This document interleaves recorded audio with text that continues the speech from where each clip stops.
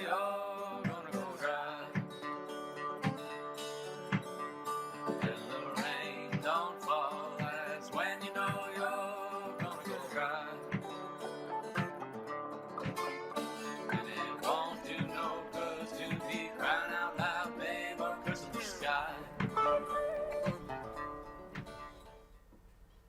Hi, welcome to Thinking Green. I'm Rana. This is our last show before Election Day, which is next Tuesday. And I think we'll be taking a break next Tuesday. So I don't know what is going to be put on the air, but we will be partying in New London. After. And you get some sleep, maybe? All of us, maybe, yeah. Maybe, yeah, a little bit. Yeah. So, You still have a baby girl, so. Yeah, and I have to teach the next day. So. Right, so.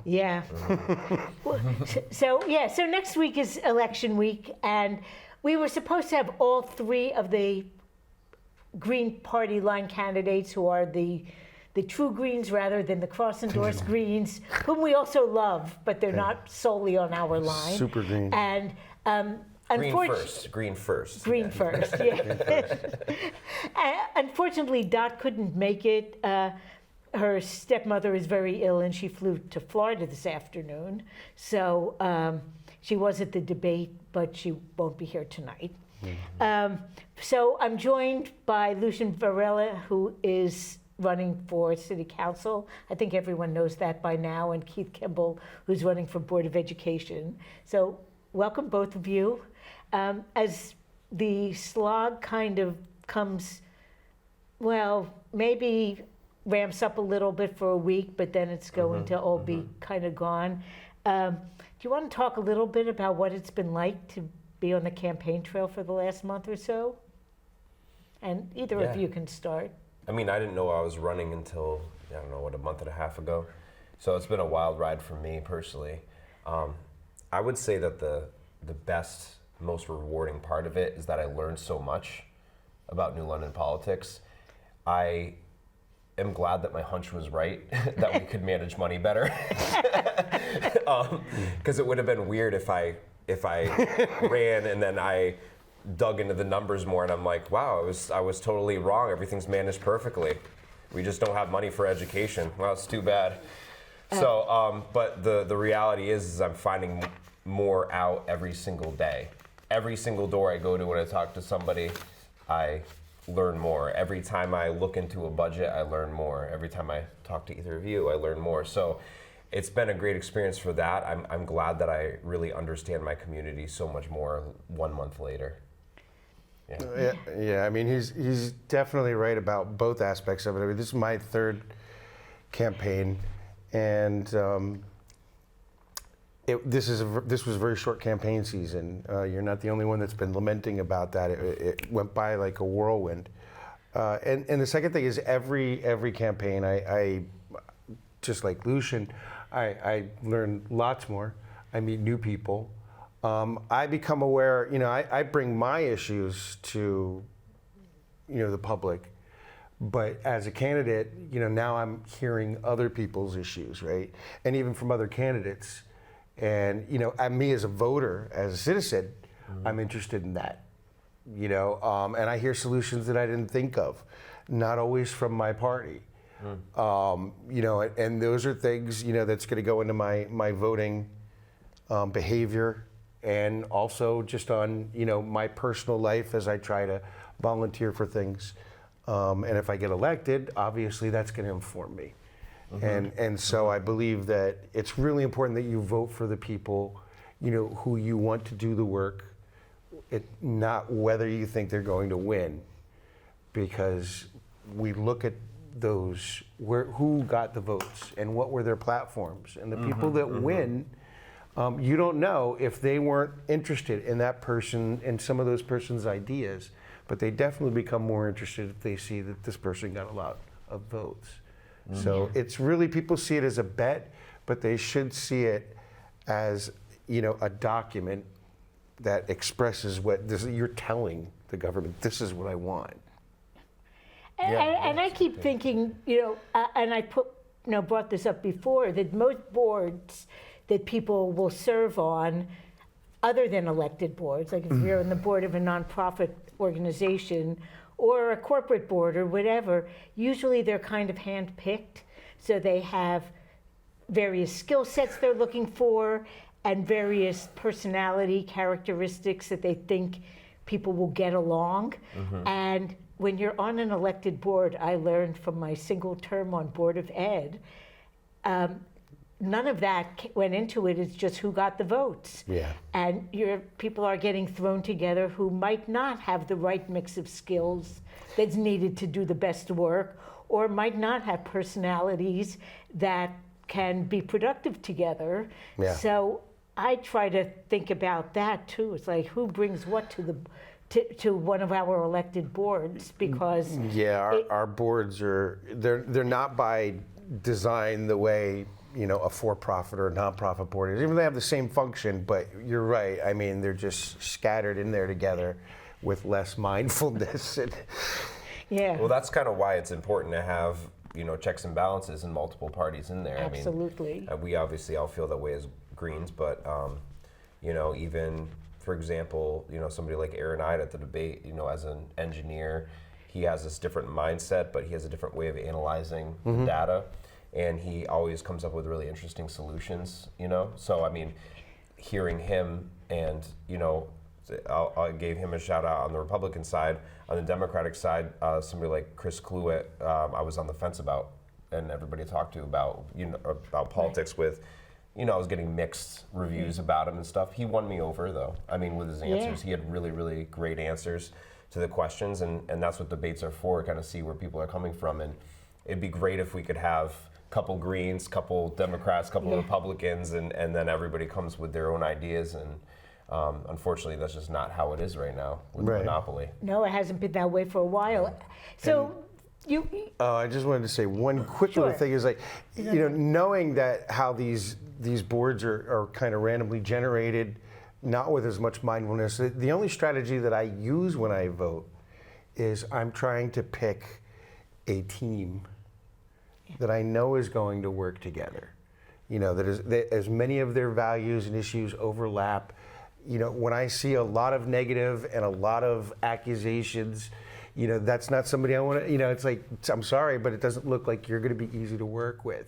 The voter can actually start putting some selection, thinking about the team. Right. Right. Yeah, makes sense. So, well, sorry. That's a good way to look at it. Yeah. You actually run I can't remember which year it was, maybe last year, the year before, or whatever. I've been following you for a while before you knew me. Not in a weird way. Facebook. happy to hear that. Politics. But no, I mean, you said something that I thought was great. Again, I don't remember which election cycle it was, but you said vote for the ballot that you want to see, the 7 that you want to see. And now we've talked a lot about bullet voting, which is also important, voting for less than 7. You can vote for less than 7 for both City Council and Board of Ed, so people watching know that that actually gives a little bit more power to your candidates if you only want 3 or 4 or whatever number you want.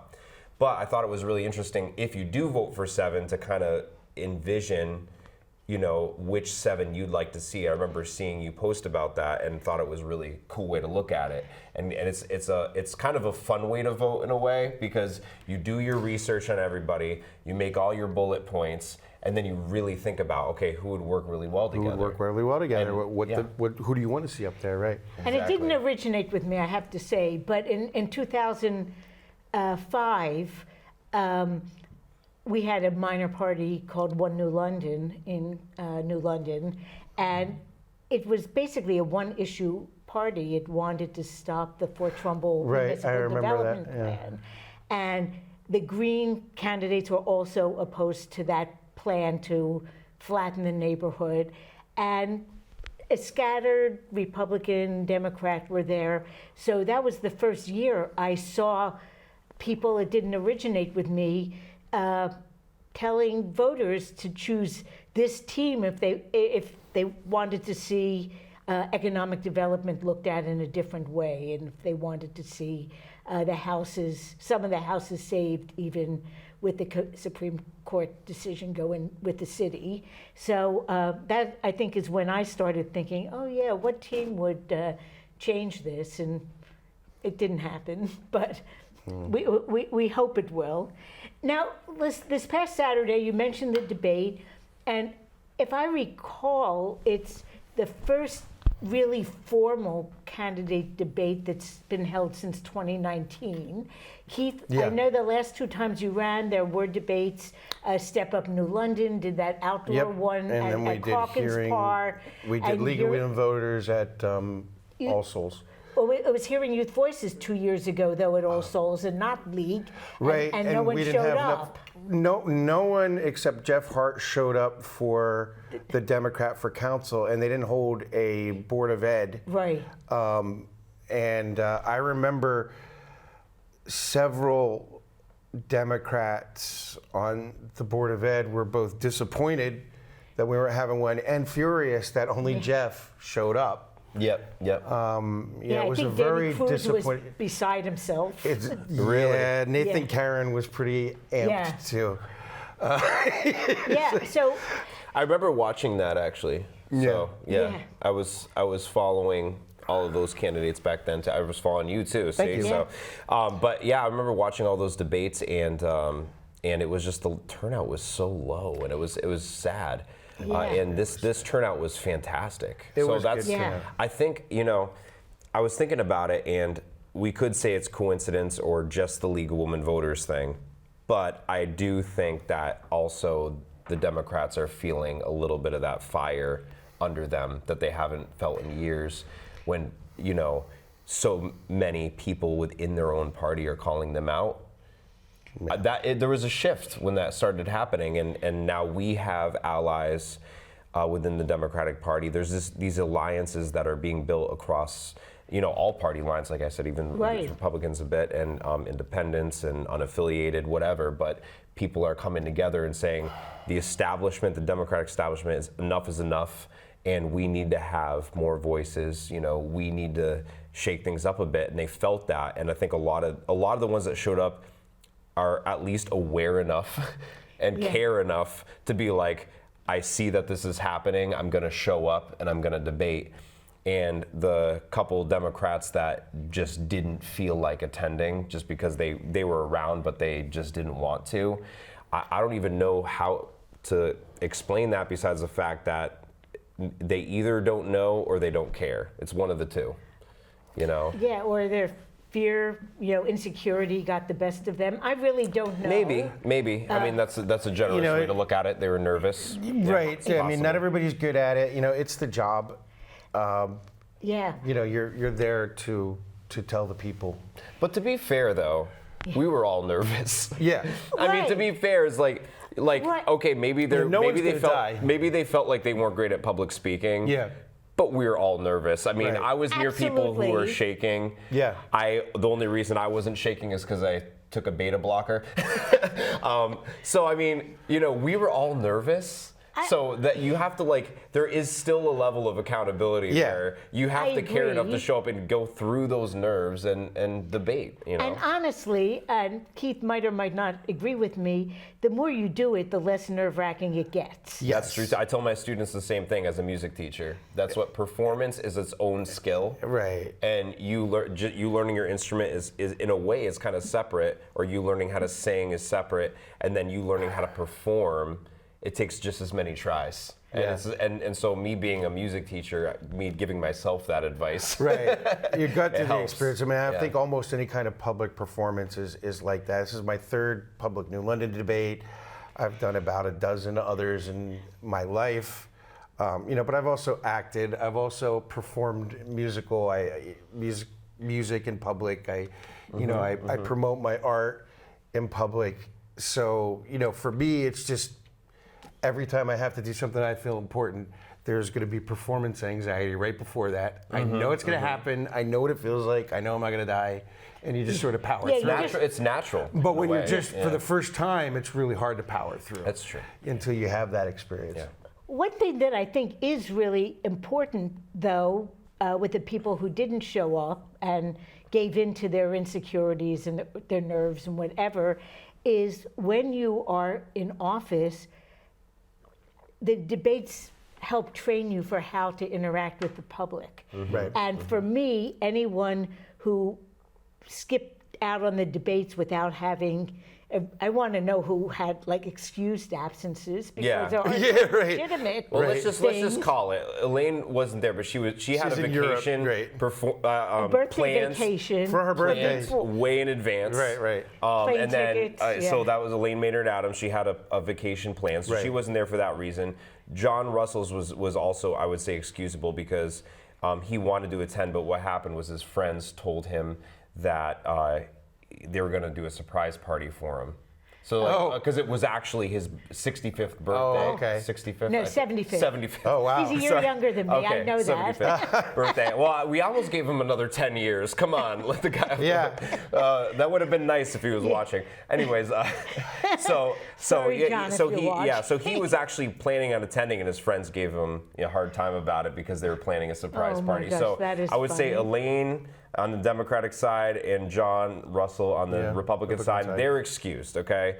But a lot of the other ones that didn't attend did not give an explanation.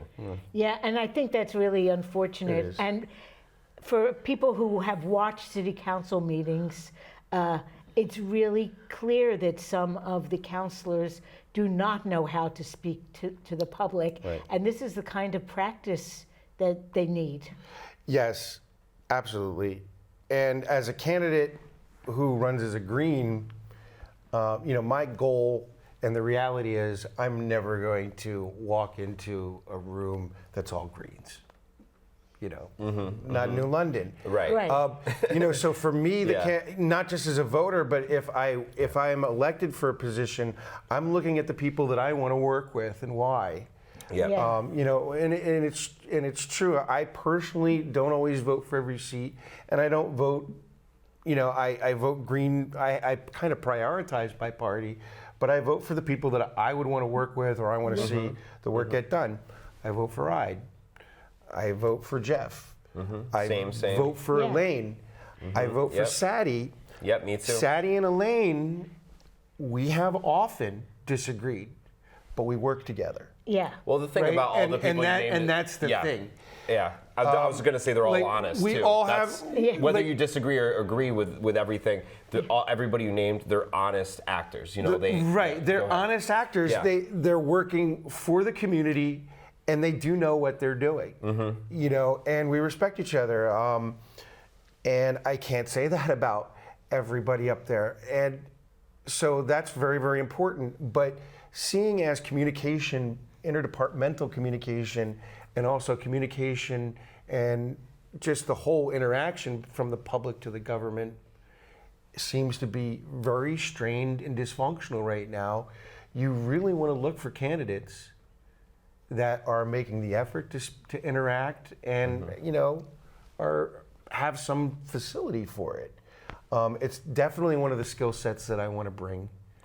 Yeah. I think it's really good that we're positioned that if we both get elected, you and I can work to heal the rift between, because we've got two people with the same goal, one on each body. Yeah. Those are things that I think about. Yeah, I mean, you never know. It's always a long shot as a Green, but you never know. And I think, to your point, we have to be diplomatic. We're forced to be diplomatic as Greens because we don't have as much of a chance. Right. And we don't. We and, have to. We and have we'll to always be be in the open-minded. minority. And, So and also, I just want to mention too, to go along with what you're saying about the candidates that show that they care and have that effort and passion. I was talking to a voter yesterday who was putting up my sign on his lawn. And he was a little bit more of a conservative-leaning person. I did end up getting my sign up there because I talked about wanting to remanage the way we do taxes, and I think he appreciated that and end our massive tax abatements on a lot of the different folks that get off the hook. But one of the things that we talked about was how to prioritize values, and I said policy and passion, and he immediately was like, no, passion doesn't matter at all. Passion doesn't matter at all. It's just policy. And I said, well, I said policy first for a reason. Right.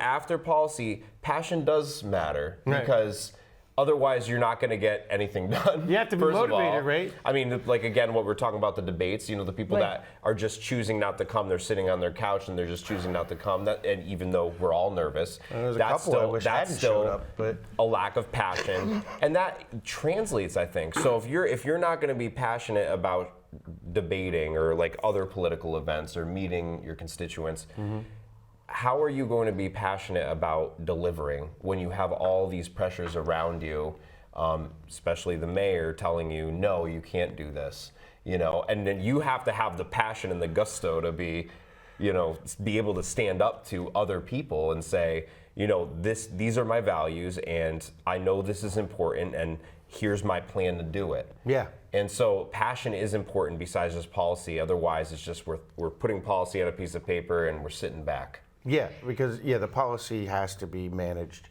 It has to be executed, it has to be managed. It may need to be adjusted, and that requires focus, motivation. If you're not passionate, then it's too easy to just. Well, yeah, that brings me back to thinking about the Shanisa scorecard Oh, from yeah. a couple years ago that I kind of keep with me because it forces our city council and board of education to be more mindful of policies that are put in place. I'm sure that when something comes to city council, and I don't really know what's happening on Board of Ed as well these days, but probably on Board of Ed as well, not every time there's some new idea, Right. or is there a discussion about does it contribute to equity or inclusivity? Right. What's its economic impact? What's its environmental impact?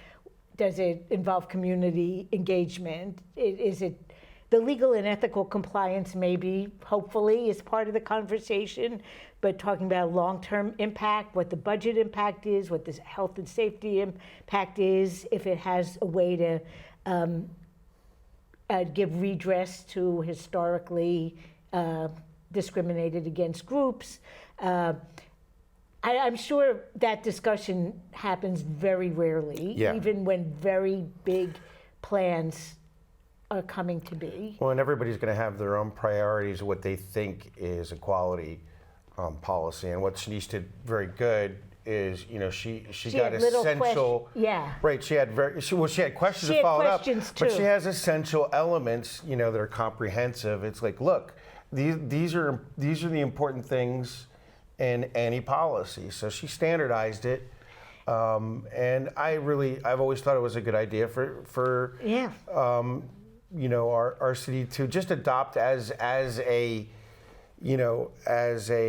suggestion standard. So somebody sitting in there making a decision, could say, okay, but what about its long-term impact? These are our values.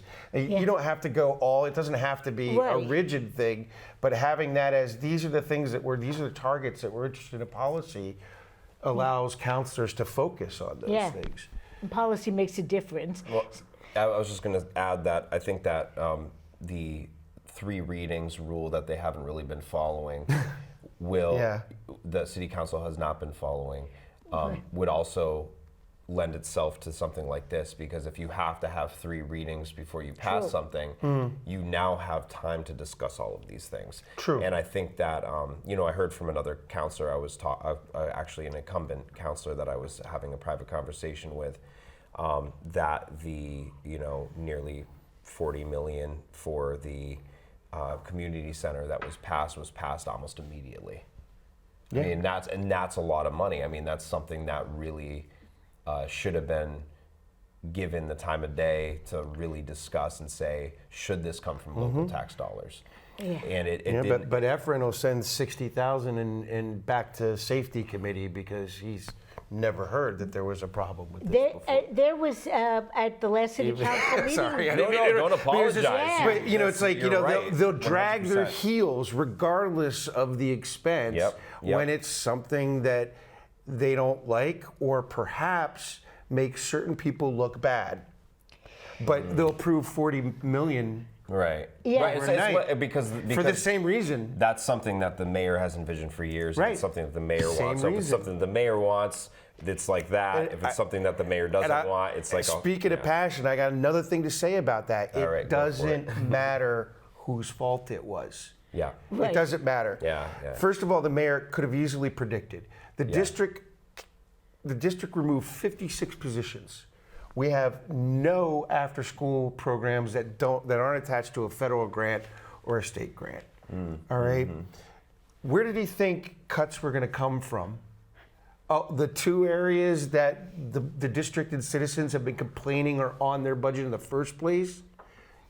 62,000 for crossing guards. Snow removal is another one. There's not really much pushback they could do about that. Yeah. But where did he think it was going to come from? It's not a surprise. Yes. And it's something that every incumbent on that board has been hearing about, and he knows. But second of all, when he was aware, he didn't offer any transfer of funds. He didn't say, "Oh, I didn't realize they were going to do this." No, it was all blame shift. It was all blame them. Well, even when he had to be forced to move the funds. Yeah. And I'm sorry, but until Chief Wright gives me an accounting for his resources, I am never going to believe that he can't do traffic enforcement in 9 locations in New London 5 days a week. Well, you bring up. Not with 60 officers.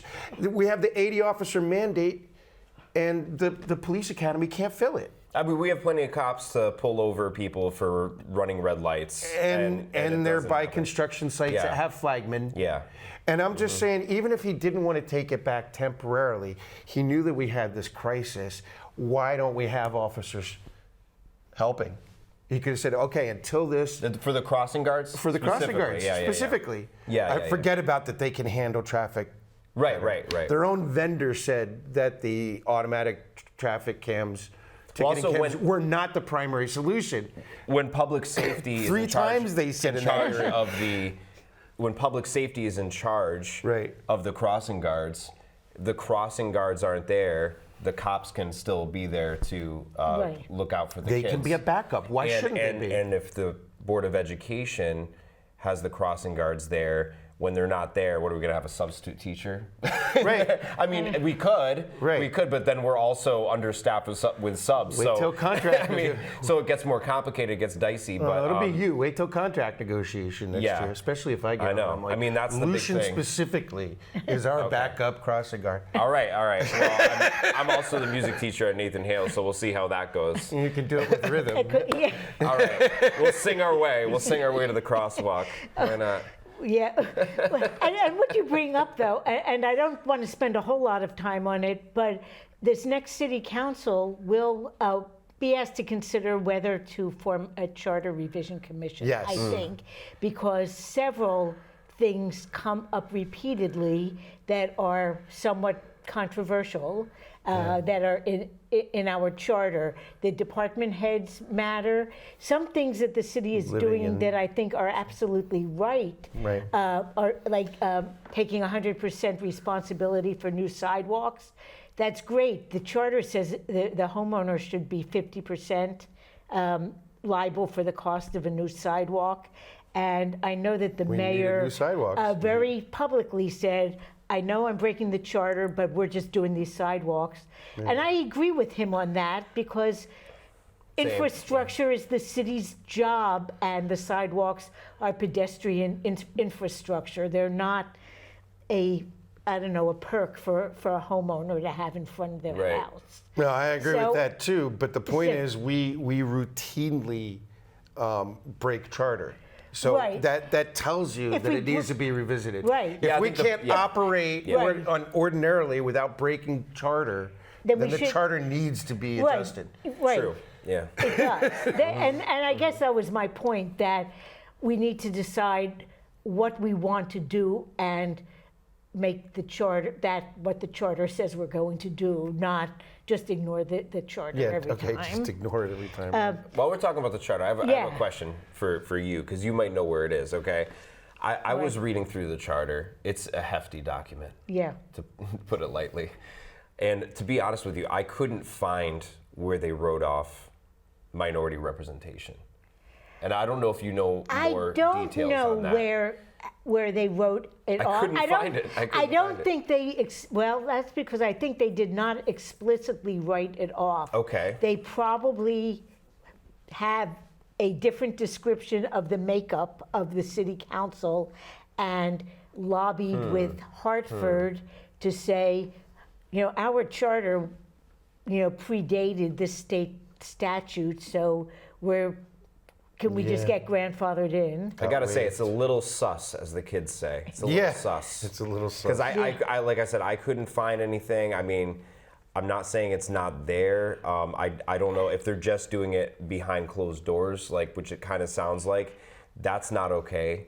I'm not saying that I want to win by just saying that we're forcing minority representation, but the state has it very concretely, and it's very strange to me. So that's maybe for another day, because Maybe that's a for deeper conversation, but and personally, it bothers me. I think the better way, or the best way to get that minority representation, and I think there was a Facebook conversation about this as well. If you have an 8-seat council, an 8-seat board of ed, have something in the charter that says no party may nominate more than 5 individuals to that.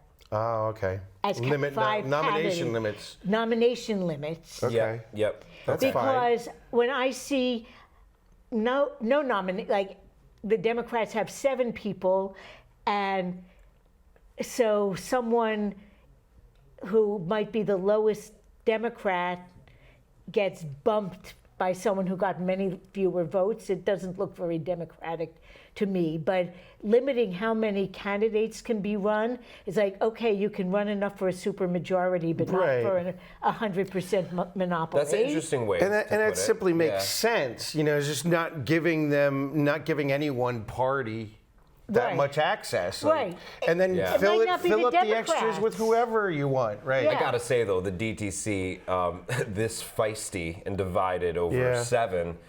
Imagine that over 5 people. Although I think They'd be this, throwing They'd have stones. to change. The whole strategy would have to change. Yeah. And that's the thing. the slates might improve a little bit if they had 5, because I agree. I agree with we you, have Rana. a hard time finding candidates, but the Democrats do too, even though there are 100 times more Democrats than there are Greens. Yeah. There Right, are because probably it's 50 hard of for us them and to 500 agree of them. on who to put. 5,000 of them. That too, and it's not always easy to get people to do it. Yeah, well, so I guess I wanted to go back to the school budget a little bit, because it really snowballed into a huge issue that exposed fault lines that, I'm thinking there are some people in the DTC thinking we should not, that was a bad strategy to flat fund Hopefully. It was a I hope horrible. they realize because that. it really caused a lot of division within our party. I gotta see, the unfortunate part though is I feel like the few incumbents that are flat funded, I don't want to say all of them, but there's the couple that didn't show up to the debate, for example. Yeah. Okay. Dominguez and Peck, I'll just call it. Yeah. I don't see them coming out with any ideas for solutions for this. Right. So I mean that's and then the one I won't kick when they're down, the one who lost the Democratic election. Friana. She was in the audience, and I saw her shaking her head at stuff when we were talking about the school budget. So I just don't feel like they are reflective, unfortunately. And listen, if they were reflective and they were changing their opinions or just trying to come up with alternative strategies, I would give them credit for it. Right. It's just unfortunate. Right now, I just don't see that. I don't see it either. In either of their terms, they don't just show up for debates, but they really don't bring anything, innovative in terms of policy or solutions. They back the mayor. Mm-hmm. Yeah, I don't know if it's just the Democrats, though. This is a city that does not learn from past mistakes. How many times has this city flattened working class neighborhoods that had home ownership, affordable home ownership, and built stuff that was everything but luxury apartments, Yeah. subsidized apartments, commercial things, but everything except modest houses that working people can afford to buy. And, it's happened almost in every decade. It's and crazy. It's And there's a luxury. I just Yes, gotta say, yeah. I'm sorry to interrupt you, okay? But there's a luxury apartment on Bank Street. I forgot the name of it. Doesn't even have a stove. Yeah. So it's like this fancy, expensive luxury apartment, and the only thing you have to cook with is a microwave. I could So talk I mean, for it's days so about- detached from Right. reality. It's just they're just building new buildings. Yeah. And- Right. Yeah. And then saying we're increasing tax base, but we're also there's so much churn from the abatements and deferrals, and I could talk about that all day. But and we don't. Yeah. I don't want to. What I do want to say is that you saw a lot of candidates, incumbents and new ones like Lucian and the others. I'm not an incumbent, though. No. The others. Incumbents Oh, I'm sorry, and I'm sorry. others like Lucian. I put you in I'm other. sorry. I'm an other. Where you belong. I'm definitely an other, yeah. For sure. I've referred to myself as an offie growing up, but now that I'm running for political office, I think. But you saw a works. lot of them with ideas and plans. Right. I'd especially his support of land value tax always has my approval. It's the simplest and best way that we can improve development and responsible ownership and expand revenue given our situation. It's not for every community, but it would really help here. But I did say to Sadie after the debate, I could tell you what's not the problem with the budget issue. It's not the transparency of the school board's budget. All right, and Sadie's pushing that line. Now, that's great. He has a lot of experience with the city, but I'm a retired 25-year corporate staff accountant who has worked on, analyzed, reconciled actual to budgets 10 times the size of New London in the billions. All right, I have seen both budgets over multiple years. The school board's budget does not have the problem with transparency. The city does. Last year they had a cash reserve unidentified of over 15%. It would have been unacceptable in any private, nonprofit or for-profit organization because with that much unidentified cash, it's too easy for fraud and corruption to occur. Now they were there, but because we don't have a shared system, it's too labor intensive to get all the granular. I took days to identify it and it was clean, but it took me days. An ordinary citizen can't do that. You call that transparent? But don't take my word for it, take CABE's word for it. They awarded the district this year an award for budget transparency. That means that the Connecticut Association of Board of Eds thinks that New London's district's financial records are more transparent than most Connecticut boards of education. So I don't know what Sadie's standards are, but I really feel like that needs to be said. Maybe that's a myth that just has It's a a myth. life of It's its a own. myth. I agree. And I Well, gotta and say, also yeah. part of it is Go they're. ahead. Oh, I'm sorry. No, go they're ahead. blaming part of that transparency on their own unwillingness to talk about the budget with the school board or to even sync the process. As I mentioned, the budgeting process for the district begins in October because it's the largest department in the city and it's extraordinarily complex. The mayor complains that they never follow the limits that I give them. He doesn't give them the limits until January or February. Right. They're already deep in it. And then, of course, we also have his habit of promising things like 4% increases and then delivering 0%. Right. That's well, one the of the thoughts I contracts have just been had. cut. Yeah, because you said he doesn't till February, but yeah, I mean it was even. I feel like it might have even been a little bit further than that. I don't remember the exact date, but yeah, the 4%. I'm going to give you a 4% increase and then abruptly changing it to 0. I actually remember having a conversation with Elaine the week that happened, and she told me, yeah, he emailed me over the weekend, and that was pretty much it. email? Or I think it was email, or yeah, it was in writing. whatever it was, whether it was message or email, or whether it was text message or email, it was in writing. It wasn't even a phone conversation or whatever. It was like, yeah, that the 4%'s not happening. We're going with 0. And he blamed the federal government or the state government or something, but he's not taking accountability for himself. Right. And then the other thing I want to mention when you're talking that I thought of, when we're talking about transparency, I brought this up in the debate. I brought up the pie chart. I don't know if people really knew what I was talking about, but I'm one of those people when I watch the meetings, Board of Ed or City Council, I'll take a little snapshot on my iPad. Good. And so one of the snapshots I have is of the pie chart that when they say, this is the tax base, property tax budget we have, and it had, education 29%, which is not as much as most towns, by the way. No. And then it had the police department, the fire department, which, by the way, it was a little bit less percentage, but employs far less humans. So that's another way to right. We when you're looking at the size making like fire and barely livable wage for paras.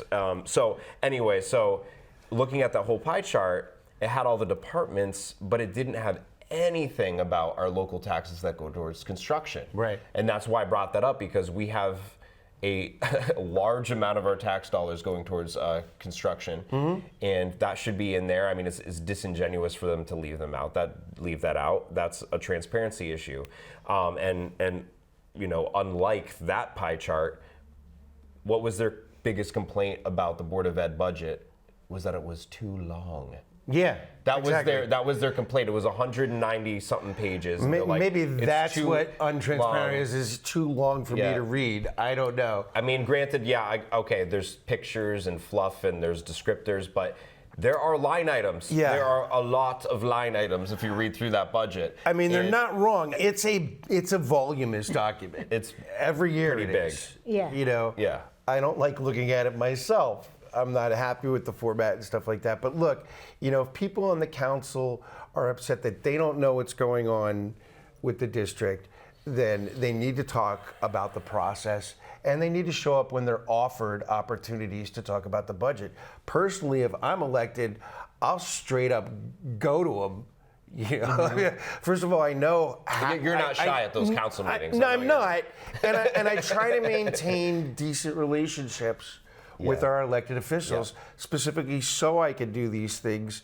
But seriously, I mean, I'll go to their houses and give them a PowerPoint presentation if they want. Oh no, the PowerPoint's the thing that scares them. Maybe. The budget was on a PowerPoint. That's okay. Yeah, it needs to be so. But I mean, Excel, I will go down into into clinical professional detail if there's something they don't understand. But I've noticed that there is kind of a hierarchy of departments, and when you say some things are deceptive, the police and fire budgets are also deceptive in the same way that in the same way that crossing guards has been shifted to the Board of Ed without the money being shifted. Vehicle repair for the police department and the fire department is funded by the Public Works budget, not by the police and fire department. Which is smaller, and that's so unfortunate. And so I feel as though I didn't know that. We've gotten to this point that you can trickle down abuse. But the district we're getting it from the federal government down to the district has to, but the district has to pay for snow removals. That's not on Public Works. Right. Right. Well, yeah, but and Public Works does do the repair, but I mean, I think they should be able to bill the police department and the fire department. Anyway, we don't have that much time. I did want to pull up the ballot so people can look at it. And I want to congratulate Lucian, who made a video that's making the rounds around Facebook with his fellow candidates. If you notice, on the 2 column, yep. Yeah. So maybe you can talk a little bit about this video you all made. Oh, okay. Heart. So Victoria Muller and I both go to the same overprivileged, fancy private beach. Okay, we're both members of Guthrie Beach, so I know her, from that environment. So I walked up to her right after they had made the announcement that this is what the ballot looks like, and I knew we had until the 19th of that month to switch out the names, and I was originally going to be a placeholder.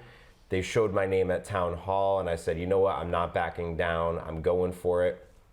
I actually went to her first at the beach, and I said, just so you know, my main challenge in this race is teacher to teacher. It was Counselor Dominguez, and that's what I had posted. She hadn't seen my post because we weren't Facebook friends at the time, but I explained to her that, you know, I obviously didn't choose to be on the same column as her and John Russell, to be on the same column as three people, you know, two other people, so I'm the third. And I said, you tell your people that they can vote for both of us if they really want to, you know, and I'll tell my people that because we have a lot of the same beach friends, you know, who want to vote for both of us. And I knew that would happen, and sure enough it did. There's a lot of our friends that have both of our signs up.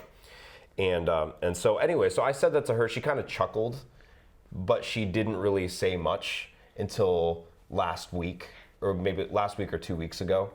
And she just randomly texted me, found my number and texted me and said, is this Lucian? I said, yeah. She goes, do you want to film something about the fact that people can vote on the same column? Because I want to actually address that. So it kind of caught me off guard because this was like a month ago. And so she brought it back up, and I said, yeah, let's do it. I'm looking forward to it. So we went to the library, and it was actually kind of nice because, you know, across party lines, the three of us were able to have a nice conversation about, you know, various things, including taxes, which we've talked a lot about today already. And we actually were on the same page a lot when it came to how to manage taxes differently, you know, on a couple different topics. I'm sure there's a lot of things we disagree on too. Sure. And there are, but you know, it was kind of cool that we were able to come together to talk about this and talk about the ballot structure and the fact that, you know, you can vote up and down. It does confuse people. It says vote for up to 7, and then it has 1, 2, 3, 4, 5, 6, 7. Right. And they go, okay, so I can vote for one person here, one person here. Yeah, it's actually mine not always how it looks is. very weird. And They're this clumped is together. Not how it is at all. No, and I want to note that this is 7 not anywhere. normal. And I have another slide that shows ballots from two other places, Washington, D.C., and I don't remember, someplace in Georgia maybe. We have a particularly old and bad design. Yeah, New York State and Connecticut have the grid, the rows and the columns, but most ballots have just all the candidates who are running for one office in a list together. Some have them in a random order, like the DC one on the left. Some of them, like the one on the right, do have a certain party order, but you still don't have to explain, oh yeah, you can vote, the people in the column in multi-votes, multi-seat votes, they're not head-to-head, but in single seats votes, they are head-to-head. Yeah. And it's very confusing, and I don't think a ballot should need that level of explanation. I'm glad you made the video. Yeah, me too. But it's sort of terrible that we have to do that kind of training. Right, And yes, this I yes. stole from your Yeah, it's kind end of of your proof that the ballot video, design is horrible. by the way. When it needs to be explained every year. This left slide about early voting came straight from your video. I grabbed it. I made the right, right yep. one to I just grabbed the background. But just so people know, early voting is in progress now, and it will be for, I think now through Sunday, is it? Yeah, Sunday, November 2nd. Monday, there is no early voting, and then Election Day is Tuesday. So early voting is at City Hall, second floor. I have, now that the debates are over and people have done more research about candidates, you don't necessarily have to put it off any longer. Right. Although I personally like the tradition of going on Election Day. I'm totally for early voting, but me personally, Yeah. I enjoy it. Maybe because I'm a politics nerd, Yeah. Yeah. I mean, if I weren't running, I'm totally happy. In fact, we have, but when I'm running, I'm going to be all day at the polls anyway. So Right. it's just Right, and some of us will be. And I just have a couple more slides, just because there is life after November 4th. And some of us who get very involved in politics forget this. I brought up World Kindness Day partly. It's November. It's a week or so after, because this is actually something that Dot is extremely involved in organizing in New London. And if you've talked to her, you know that kindness is sort of her overriding theme. And so I wanted a slide about World Kindness Day that's happening a little over a week after Election Day. for Dot. For Dot, but also then I got on a roll and thought, oh, there's a lot of stuff happening that week. So there are a couple more slides. The Greek Food Festival. On Thursday, November 6th, Bill Morse is doing a talk at the library on Lost New London. He recently published a book about it, and it's mostly like Huntington, Federal Street, Shapley, all those streets where like the Federal, Huntington, Eugene O'Neill public housing is, the looking at that neighborhood. The food festival always starts right after I'm suddenly Election very Day. hungry. Yeah. Yeah, and the SALT conference is that Saturday. And I actually, after I made all the slides, I found out that the Alewife Cove Conservancy is having its fundraiser bash on Saturday, November 8th also. So the week or two after Election Day, hopefully everyone can go back to really like enjoying everything our community has to offer. A bash, does that mean there's going to be punch and pie or? No, I free do food? not know. No? Okay. Raffles, auctions, food, fun, food, okay. Live music by Fusion, which I do not know Fusion. So Cover band. Yeah. Oh, okay. And also, don't forget, we are still in a crossing guard crisis. It will take time for the board to reconstitute.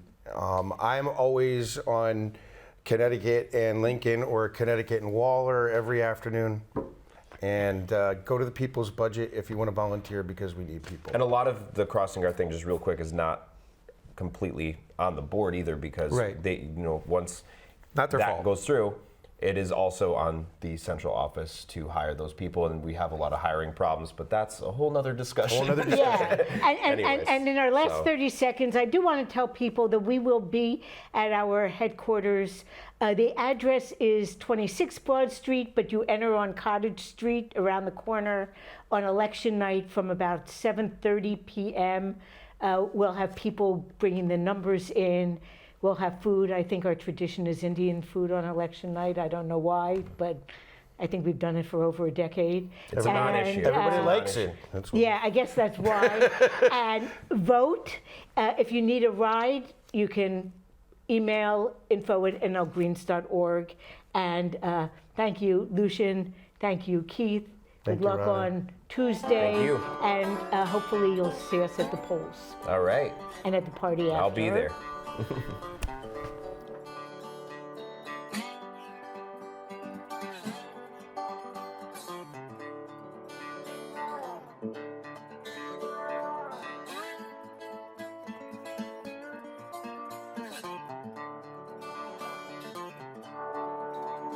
When the rain don't